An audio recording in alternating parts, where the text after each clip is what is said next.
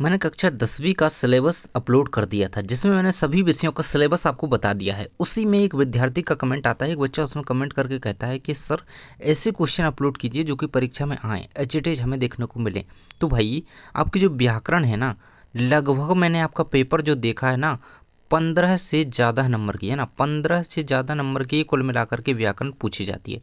तो व्याकरण के मैं पूरे क्वेश्चन इस वीडियो में कवर कराने वाला हूँ। क्या क्या आपके टॉपिक हैं, है ना, क्योंकि हिंदी का पेपर भी भाई पूरे के पूरे अंक आपको चाहिए, क्योंकि अपनी मातृभाषा में तो फुल अंक लाइए कम से कम, है ना। देखिए यहाँ पे देखिए, काव्य की परिभाषा, ये आपके जो है उसमें टॉपिक हैं। मैं सभी को इस वीडियो में कवर कराने वाला हूँ, और एक एक करके देखिए सभी से जैसे जैसे क्वेश्चन बनते हैं सभी क्वेश्चन इस वीडियो में दिए गए हैं, है ना। तो वीडियो आपको पूरा देखना है, और अगर आपने हर एक विषय का सिलेबस नहीं देखा है तो बिल्कुल जाकर के देख लीजिए। देखिए जौन जौन से अलंकार आने हैं वही मैंने दिए हैं, वो नहीं दिए हैं जो नहीं आने, क्योंकि ये शैक्षणिक कैलेंडर पर आधारित है ना।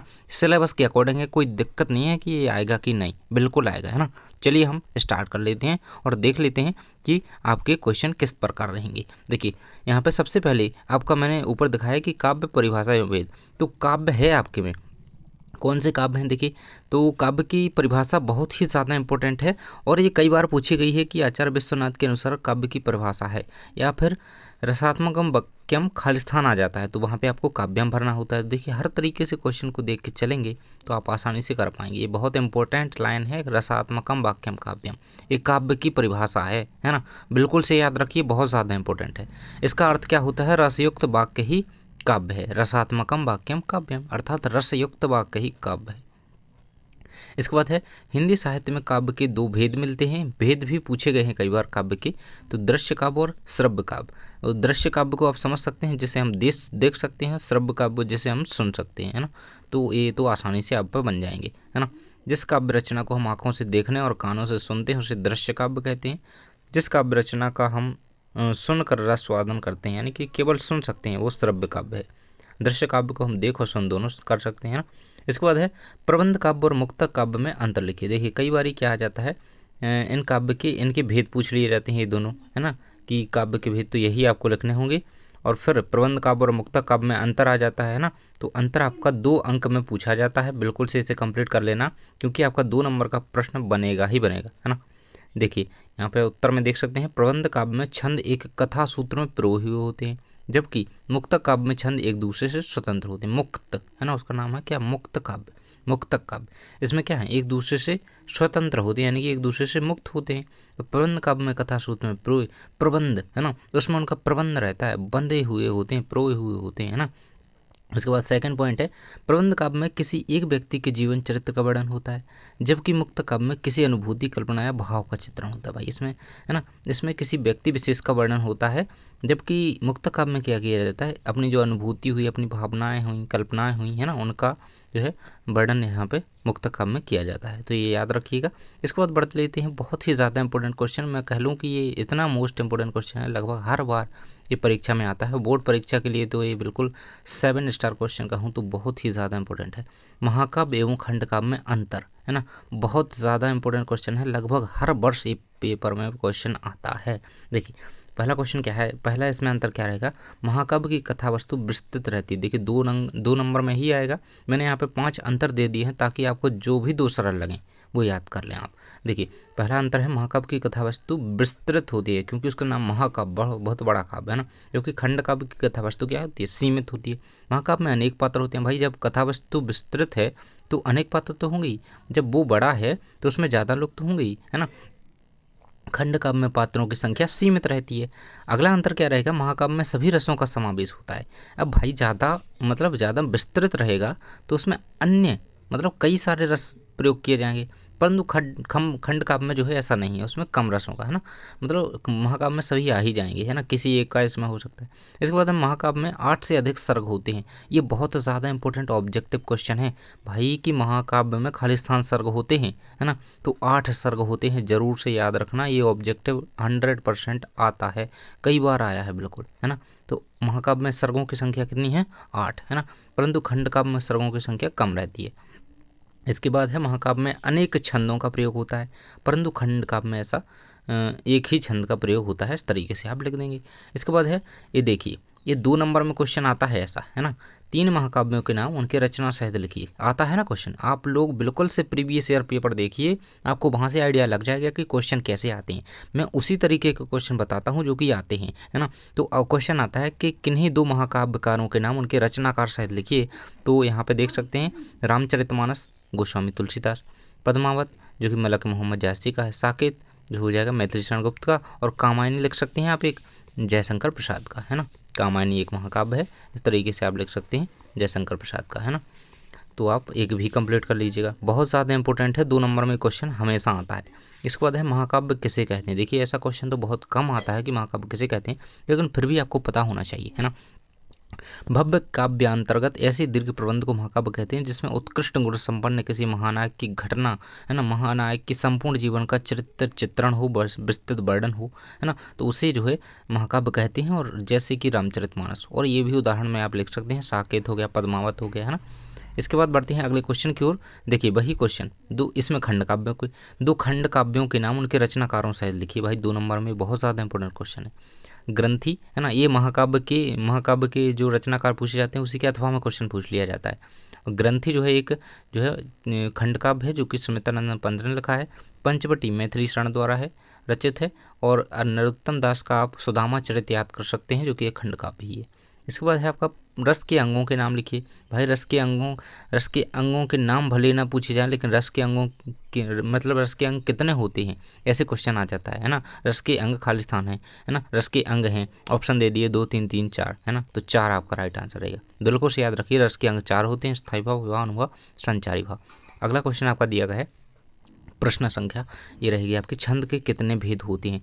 तो आपके में जो मेनली छंद हैं भाई वो है वर्णिक और मात्रक, नहीं ये 11th में है दोनों, ये आपके में ये तीनों है ना। आपके में कौन से, ये तीनों 10th लेवल पे जो पढ़ाए जा रहे हैं ये तीनों आपके में मेन है, ये पूछे जा रहे हैं, बिल्कुल से याद रखिएगा, है ना। और इनके बारे में अंदर से और पढ़ लेंगे, मैं डीपली और बता दूंगा, है ना, आगे है टॉपिक में। देखिए अलंकार ये रहेंगे आपके अलंकार। यहाँ से अलंकार में क्या पूछे जाएगा, कौन कौन से अलंकार आने हैं वही बताऊंगा, केवल बाहर के नहीं बताऊंगा, है ना। अलंकार की परिभाषा पता होना चाहिए, क्योंकि कई बार पूछा गया है कि वे तत्व जो काव्य की शोभा बढ़ाते हैं खालिस्तान कहलाते हैं, तो क्या कहलाते हैं, अलंकार कहलाते हैं। तो इस तरीके से याद रखिए। अलंकार का अर्थ क्या होता है, गहना होता है, ये भी ऑब्जेक्टिव में आया था इसलिए मैंने पॉइंट बना कर लिखा है। अलंकार के भेद होते हैं शब्दार्थ। देखिए मेनली अलंकार के 3 प्रकार होते हैं, फिर इनमें कई प्रकार निकले हुए हैं, कई, है ना, तो देख सकते हैं। लेकिन इन्हें आपको इस तरीके से याद करने की ज़रूरत नहीं है, बस आपको पता होना चाहिए कि 3 भेद होते हैं, ये है ना। अतिशयोक्ति अलंकार की परिभाषा होता है भाई, ये 2 नंबर में लिख लो, क्वेश्चन लिख के रख लो बिल्कुल, अतिशयोक्ति अलंकार, है ना। और इसके अथवा में क्वेश्चन कौन सा आएगा, अन्योक्ति आएगा या फिर मानवीकरण आएगा, है ना। तो इन तीनों को बिल्कुल रट लेना है, बिल्कुल याद कर लो, अच्छी तरीके से समझा देता हूँ मैं।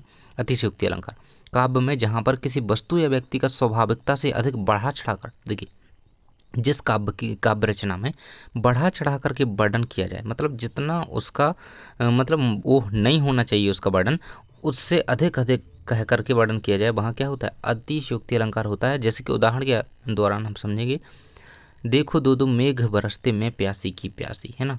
और एक वो है, हनुमान की पूंछ में लगन न पाई आग, और लंका सारी जल गई गए निशाचर भाग, वो भी आप इसमें उदाहरण लिख सकते हैं, है ना। तो ये रहेगा, दो दो मेघ बरसते मैं प्यासी की प्यासी। यहाँ पे देखिए मेघों का कितना वर्णन किया जा रहा है कि मेघ तो 2 बरस रहे हैं, मैं प्यासी की प्यासी, प्यास तो ज्यों की त्यों है ना। इसके बाद है अन्योक्ति अलंकार। तो इसकी परिभाषा उदाहरण शायद 2 नंबर में ये क्वेश्चन हमेशा आता है ना।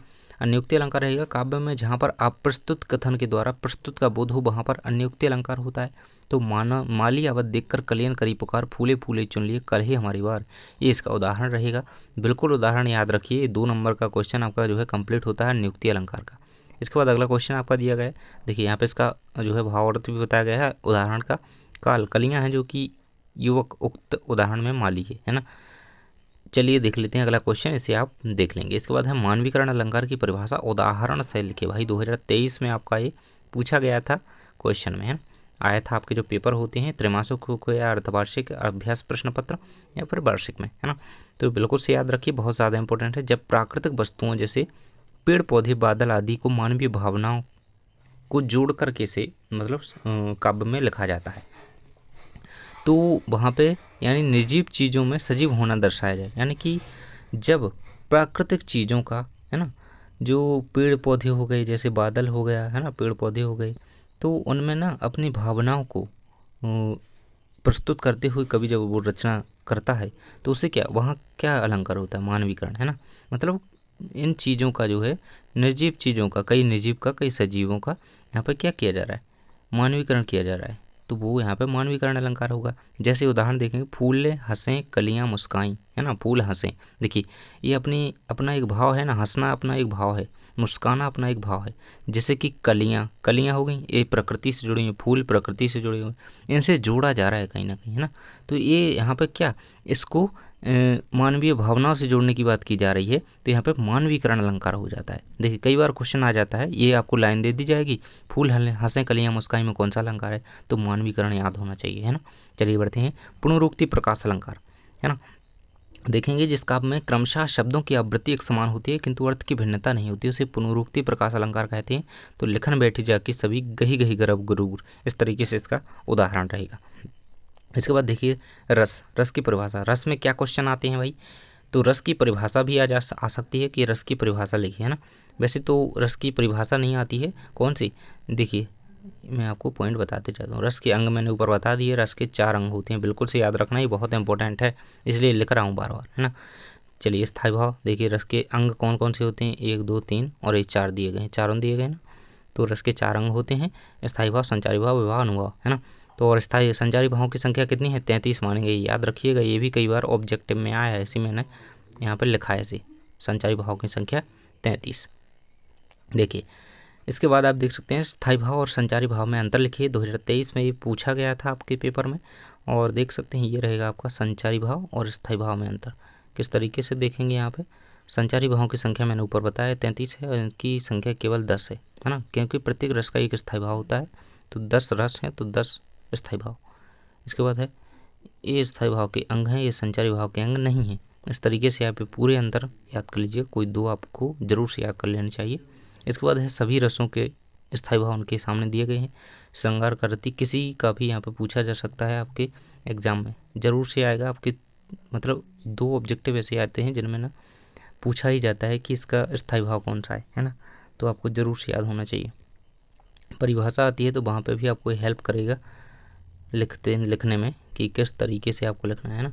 परिभाषा भी बताता हूँ सभी रसों की। देखिए श्रृंगार रस की परिभाषा क्या रहेगी, सहृदय के हृदय में खालिस्तान नामक स्थायी भाव का जब भाव, है ना, खालिस्तान यानी कि रति। श्रृंगार की परिभाषा लिख रहे हैं तो यहाँ पर रति लिखेंगे, का विभाव अनुभाव और संचारी भाव के साथ संयोग होता है तो वहाँ श्रृंगार रस का रूप ग्रहण कर लेता है या श्रृंगार रस की निष्पत्ति होती है। और देखिए नोट मैंने यहाँ पे इसलिए दिया है क्योंकि इसी प्रकार आप सभी रसों और स्थायी भाव के नाम बदलकर अन्य सभी रसों की परिभाषाएं बना सकते हैं। जैसे देखिए अब आपको यहाँ पे वात्सल्य रस की परिभाषा लिखनी है, वात्सल है, इसका स्थायी भाव क्या है, वत्सल। तो यहाँ पे आप लिखेंगे सहृदय के हृदय में स्थित, है ना, रति की जगह क्या लिख देंगे, रति की जगह लिख देंगे वत्सल। वत्सल नामक स्थायी भाव का जब विभाव अनुभाव और संचारी भाव के साथ संयोग होता है तो वहाँ श्रृंगार की जगह लिख देंगे वात्सल्य रस होता है ना।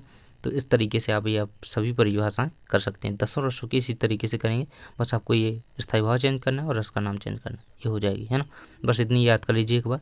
इसके बाद हम उदाहरण देख लेते हैं। श्रृंगार रस का उदाहरण आपके सामने दिएगा, राम को रूप निहारत जानकी कंकण के नख की परिछाई। बहुत इंपॉर्टेंट है क्योंकि परिभाषा मैंने बता दी, वही सभी की परिभाषा है, बस आपको स्थायी भाव का नाम चेंज करना है। और ये रहेगी आपकी उदाहरण, सभी के उदाहरण दिए गए हैं क्योंकि कोई भी रस आ सकता है। मेनली आपको श्रृंगार रस याद रखना है और वीर रस और हास्य रस, है ना। करुण रस भी पूछा जा रहा है तो इसे भी याद रखेंगे, है ना। राम राम कही राम कही, राम राम कही राम, तन परिहरि रघुबर ब्रह, राहु गए उसुर धाम, ये याद रखिए। इसके बाद हास्य रस की कहा बंदरिया ने बंदर से, जो भी आपको हंसी दिलाए, है ना, वो आप यहाँ पे मुहावरा दे सकते हैं। मुहावरा ऐसे नहीं देना है, लेकिन थोड़ा होना चाहिए कि आपके में दिया गया होगा आपके काव्य में, है ना। इसके बाद वीर रस का उदाहरण आप लिख सकते हैं, सिंहासन ने लौटे राजवंशों ने भ्रकुटी तानी थी, बूढ़े भारत में भी आई प्रश्न जवानी थी। इस तरीके से आप रौद्र रस का भी उदाहरण दे सकते हैं ना। ये आपके रसों के उदाहरण दिए गए हैं, है ना। भयानक रस का एक और अजगर ही लखी, है ना, ये रहेगा आपका अद्भुत का उदाहरण। देखिए वात्सल्य रस की परिभाषा कई बार ऐसी अलग से पूछी गई है ना। वात्सल्य रस का परिभाषा, है ना, इस तरीके से भी लिख सकते हैं और जैसी मैंने ऊपर बताई है उस तरीके से भी लिख सकते हैं, कोई गलत नहीं करेगा, आपकी परिभाषा बिल्कुल सही मानी जाएगी। वात्सल्य रस में क्या होता है, बच्चों की आनंदमयी क्रीड़ाओं का जो है वर्णन होता है ना। वात्सल्य रस के कवि कौन कहे जाते हैं, तो सूरदास कहे जाते हैं, रसखान कहे जाते हैं, इन्हें याद रखिएगा। है ना। जशोदा हरिपाल ने झुला में, ये याद रखेंगे आप यहाँ पे, किसके बासल है इसमें, है ना। इसके बाद बढ़ते हैं छंद की ओर। जैसा कि मैंने ऊपर बताया था छंद आपके में कौन कौन से हैं, तो बाणक मात्रक मेनली आपके छंद इसमें दिए गए हैं आपकी बुक में जो है, उन्हीं को मैं बता रहा हूँ। यमाता राजभांसा लगा, ये आपको याद अभी करने की ज़रूरत नहीं है, आपके में ऐसे नहीं पूछा जाएगा, है ना। लेकिन छंद का सूत्र होता है तो याद रखिएगा, आगे काम आएगा। यमाता राजभांसा लगा, है ना। और छंद के प्रमुख अंग क्या होते हैं, इस तरीके से ये होते हैं, कई सारे होते हैं। इसके बाद बार्णिक छंद एवं मात्रक छंद में अंतर, 2023 में क्वेश्चन पूछा गया था, तो देख सकते हैं बार्णिक और मात्रक दोनों एक तरफ दिए गए हैं।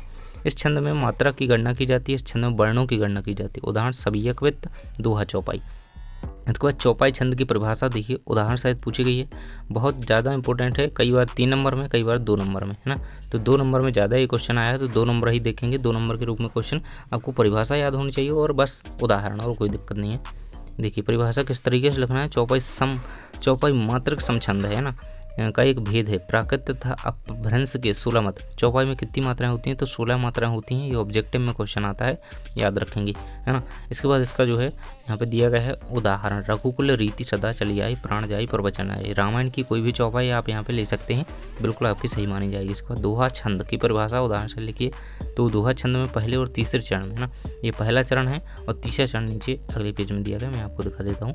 देखिए यहाँ पे क्या कहा जा रहा है आपके में, देखिए दोहा छंद के पहले और तीसरे चरण में, पहला चरण हो गया, ये तीसरा चरण हो गया ना। पहले और तीसरे चरण में क्या है, 13 मात्राएं, गिन लीजिएगा 13 है। और दूसरे और चौथे चरण में, यानी कि ये दूसरा चरण है, यहाँ पे ये लगा, है ना। दूसरे और चौथे चरण में क्या होता है, दूसरे और चौथे चरण में 11 मात्राएं होती हैं। दोहा छंद में दूसरे व चौथे चरण के अंत में एक लघु अवश्य होता है ना। उदाहरण लिख सकते हैं आप, कोई भी दोहा ले सकते हैं, हनुमान चालीसा का या रामायण का, है ना। लेकिन ऐसा हो कि टीचर को भी पता होना चाहिए ना, तो आपको भी याद होना चाहिए। वैसे तो आप प्रचलित लेंगे ही। इसके बाद देख सकते हैं आप, रहीमन पानी राखिए बिन पानी सब सून, यही भी आपको दोहा छंद का उदाहरण है। इसके बाद मुहावरे लोकोक्ति पूछे जाते हैं। देखिए मैंने केवल यही 2 ही दिए हैं, लेकिन आपको कई सारे मुहावरे जो है देख लेने हैं, अपनी बुक में आपको गाइड में मिल जाए, तो उन्हें देख लीजिएगा, उनका वाक्य में प्रयोग जरूर से सीख लीजिएगा, क्योंकि आता ही है 2 नंबर में, पक्का है कि आना है ना। तो मुहावरे की परिभाषा तो वैसे कभी नहीं आती है ना ही पूछी जाती है, फिर भी देख लेंगे, ये लिखी हुई है यहाँ पे। इसके बाद अंग टूटना मुहावरे का अर्थ क्या है, वाक्य में प्रयोग कीजिए। अंगारों पर पैर रखना मुहावरे का अर्थ क्या है, वाक्य में प्रयोग कीजिए। इस तरीके से क्वेश्चन आता है, तो बिल्कुल से बहुत सारे देख लेंगे, ये 2 मैंने यहाँ पे बता दिए हैं ना। लोकोक्ति किसे कहते हैं, ऐसी परिभाषा नहीं आएगी, लेकिन फिर भी आप देख लीजिए, है ना। धोबी का कुत्ता घर खाना घाट का, ये क्या है, एक लोकोक्ति है। इसके बाद मुहावरे और लोकोक्ति में अंतर है भाई, ये बहुत इंपॉर्टेंट है, 2 नंबर में आता है क्वेश्चन, हमेशा आता है। मुहावरे जो है वाक्यांश है, लोकोक्ति संपूर्ण वाक्य है, इसका प्रयोग स्वतंत्र रूप से नहीं होता है, इनका प्रयोग स्वतंत्र रूप से होता है। और आगे अंतर दिए गए हैं, 3 अंतर और दिए गए हैं, इन्हें आप अच्छी तरीके से कंप्लीट कर लेते हैं तो बिल्कुल आपका कोई भी गलत नहीं होता है ना। इसके बाद निबंध, देखिए निबंध वो ऐसी राइटिंग नहीं यहाँ पे बताया गया है ना, ये निबंध आपको बताया गया है। निबंध की परिभाषा आपको पता होनी चाहिए, इसके अंग पता होने चाहिए, है ना। और किन किन ने निबंध की परिभाषा दी है, उनके अकॉर्डिंग परिभाषा को पता होना चाहिए आपको। तो बाबू गुलाब राय के अनुसार यहाँ पे निबंध की परिभाषा दी गई है, और यहाँ पे आचार्य रामचंद्र शुक्ल के अनुसार दी गई है ना। तो दोनों की याद होनी चाहिए, क्योंकि पिछली बार ना पूछा गया था, ये इस तरीके से दिया गया था, ये यदि गद्य कवियों की कसौटी है तो निबंध गद्य की कसौटी है, निबंध की परिभाषा किसने दी है, तो ये यहाँ पर किसने दी है, आचार्य रामचंद्र शुक्ल ने। ये देखिए एक शब्द वाक्य में उत्तर इस तरीके से ही पूछा जाएगा, तो हर तरीके से क्वेश्चन को देखिए। निबंध उस गद्य रचना को कहते हैं, बाबू गुलाब राय के अनुसार निबंध उस गद्य रचना को कहते हैं जिसमें एक सीमित आकार के भीतर किसी विषय का वर्णन या प्रतिपादन एक विशेष निर्जीवन, स्वच्छंदता, सौष्ठव और सजीवता तथा आवश्यक संगति और संबद्धता के साथ किया गया हो, वो निबंध कहलाता है। ये बाबू गुलाब राय कहते हैं, है ना। और आचार्य रामचंद्र शुक्ल जी क्या कहते हैं कि यदि गद्य कवियों की कसौटी है तो गद्य जो है निबंध, तो निबंध जो है गद्य की कसौटी है ना। तो ये यहाँ पे आचार्य रामचंद्र शुक्ल के अनुसार परिभाषा है। बिल्कुल दोनों के अनुसार आपको याद रखनी है, क्योंकि किसी के भी अनुसार पूछी जा सकती है। और रस के 4 अंग होते हैं, वैसे ये पूछे नहीं जाएंगे कि रस के अंगों के नाम लिखिए, रस के 4 अंग होते हैं, संख्या याद रखिए, है ना। इसके बाद है निबंध के प्रकार होते हैं, तो ये वैसे नहीं आएंगे, लेकिन बता दिए मैंने आपको, है ना। इसके बाद निबंध लेखन की विशेषताएं, ये 3 नंबर में क्वेश्चन आता है भाई। तो निबंध लेखन की विशेषताएं 1 2 3 4 दे दी हैं मैंने, बिल्कुल से याद कर लो इनको। और आपके सभी क्वेश्चन यहाँ तक होते हैं कंप्लीट, ये आप देख लीजिए एक बार। कसावट प्रभावशाली है ना, ये जरूर से याद कर लेना, 3 नंबर में ये क्वेश्चन आता है। तो आपकी व्याकरण हो गई कंप्लीट भाई। 15 से लेकर के 18 नंबर की व्याकरण आपकी में आती है। अगर आपने ये पूरी वीडियो को 2-3 बार देख लिया ना तो बिल्कुल आपको सब कुछ याद हो जाएगा और अच्छी तरीके से आप अपना पेपर दे करके आओगे। और मैं आपके पाठगत जो प्रश्नोत्तर हैं वो जल्दी ही कंप्लीट करवाने वाला हूँ और अन्य सब्जेक्ट्स के भी क्वेश्चन कंप्लीट करवाऊँगा। तो बिल्कुल चैनल को सब्सक्राइब कर लो और जुड़ जाइए और टेलीग्राम ज्वाइन कर लेना ताकि आपकी हेल्प हो सके, है ना। जल्दी ही मिलते हैं नेक्स्ट वीडियो में। Thanks for watching.